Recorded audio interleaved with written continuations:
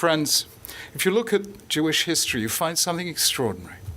The Jewish people was assaulted by some of the greatest empires the world has ever known. Egypt of the pharaohs, Assyria, Babylon, the Alexandrian Empire, the Roman Empire, the medieval empires of Christianity and Islam, all the way through to the two great forces of the 20th century, Nazi Germany and the Soviet Union. Every one of them tried in some way to attack either Jews or Judaism. And every one of them, the superpower of its day, has been consigned to history. And our tiny, vulnerable people can still stand and say, Am Yisrael Chai, the Jewish people lives.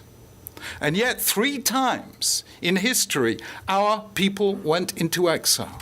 Once in the days of Joseph and his brothers, a second time after the destruction of the First Temple, a third time after the Roman destruction of Jerusalem.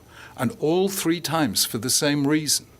The reason that the Torah says about Joseph and his brothers. Vayisnu oto, they hated him. Lo yachlu dabro l'shalom.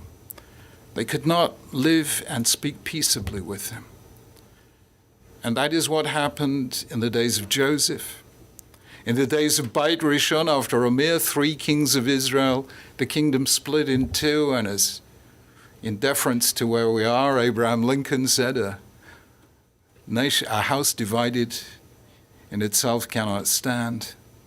And then in the Beit Sheni period, if you read Josephus, you see there were times when the Jews inside Jerusalem were more intent on fighting one another than the enemy outside. This means there is only one people on earth capable of threatening the future of the Jewish people, and it is the Jewish people.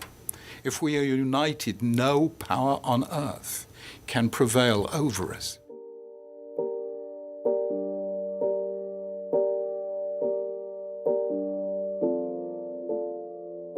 You see, Hashem, in choosing Am Yisrael, the Jewish people, and in making a covenant with us, really has 2 ways of relating to us. The late Rabbi Soloveitchik called it the Brit Goral and the Brit Ye'ud, the covenant of fate and the covenant of faith. And that becomes terribly important because it means that we're not only a religious community with all the divisions that exist within us on religious matters, we're also a people, or to put it more simply, a single extended family. And we are joined by bonds of responsibility, Kol Yisrael Arevin Ze B'Zeh. And whenever, God forbid, bad things happen to Jews, all Jews feel the pain. When good things happen to Jews, all Jews feel the sense of pride and the sense of joy. So even when we are divided on matters of faith, we are still united on matters of fate. And that means that we have to work together on the matters on which we don't disagree.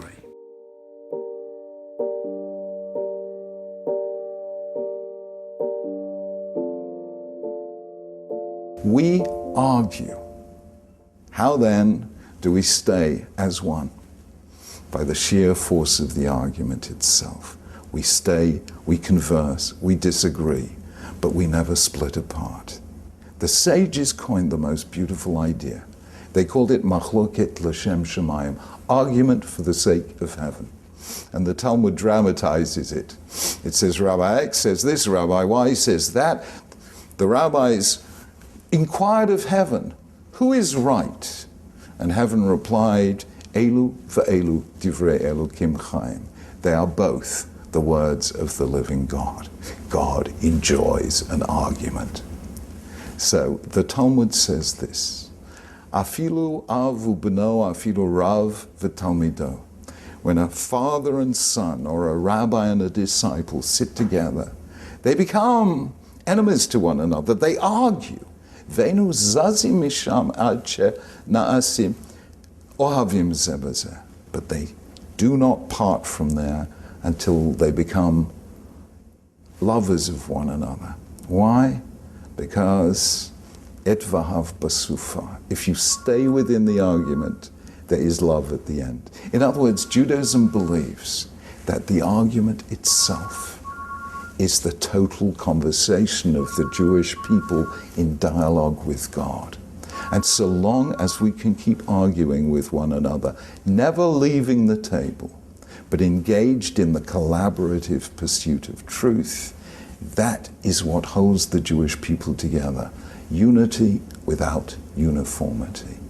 That willingness to keep talking, even with those with whom we disagree.